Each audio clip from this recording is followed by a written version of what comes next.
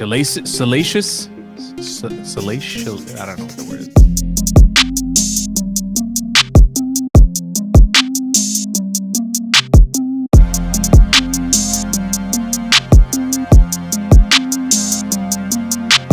Yesterday, Stephan A. Smith made some forgot about that. Not so nice comments about Shohei Ohtani and basically why it's bad for baseball that somebody that needs an interpreter is like the go-to star in the game.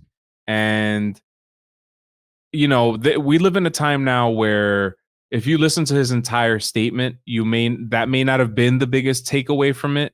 Like maybe that's not exactly what he meant, and you could infer from everything else that he was saying that that's not what he meant. But at the end of the day, we live in a world now where if you say something like that, that is what's going to be picked out and dragged through the mud and put everywhere, and you're going to be criticized. And he deserves to be. Stephan A. deserves to be criticized because. For how many years have international players been dominating the sport? I mean, we could go back to Sammy Sosa back in 1990, in the 1990s, right? Like he literally lifted the sport up from the ground alongside with Mark McGwire with the home run chase of 1998. And you could go further back than that. You could go back to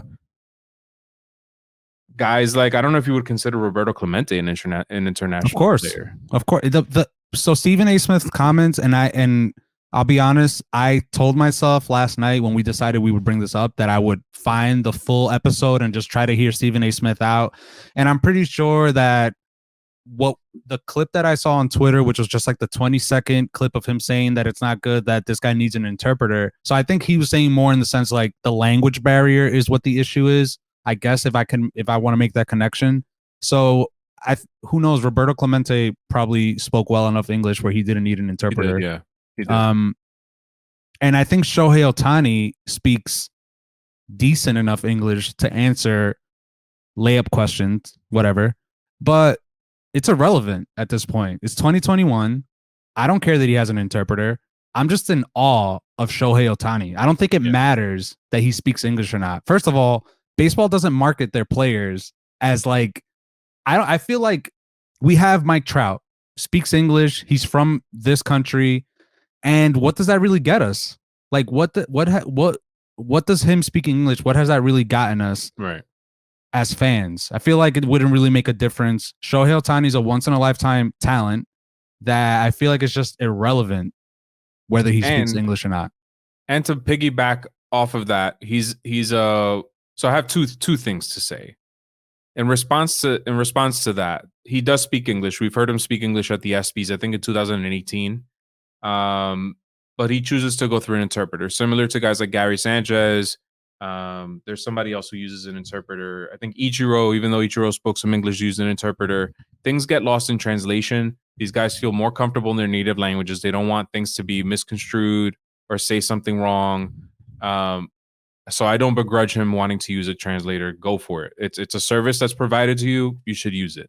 That's A. B, why not? Who cares if this guy doesn't speak English?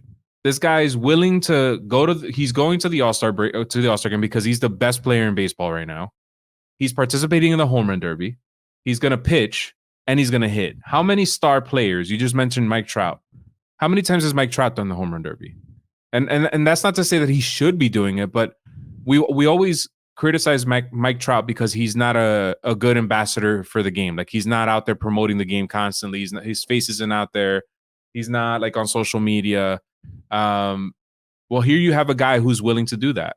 Yeah. And instead of saying, good job, Shohei Ohtani, look at this, we have a superstar in the game who's embracing all of this and going for it. Instead of saying that, we're saying, he doesn't speak English. We have to tell what, like, this is embarrassing. Blah, blah, blah. Like, come on. Like, yeah, bro. And you made a good point. Like, take a step back and realize what is he, 25? 26? Yeah, he's young, 25, 26. Bro, this guy is not from here. He's from the other side of the globe, and he's playing for Los Angeles in a team with the best player of this generation, Mike Trout. It's not like It's not like Shohei Ohtani went to Milwaukee or like Tampa Bay or somewhere, some small market. He's in Los Angeles, and he's stepping up to the task of what we think he should be. And like he said, man, he's in the home run derby.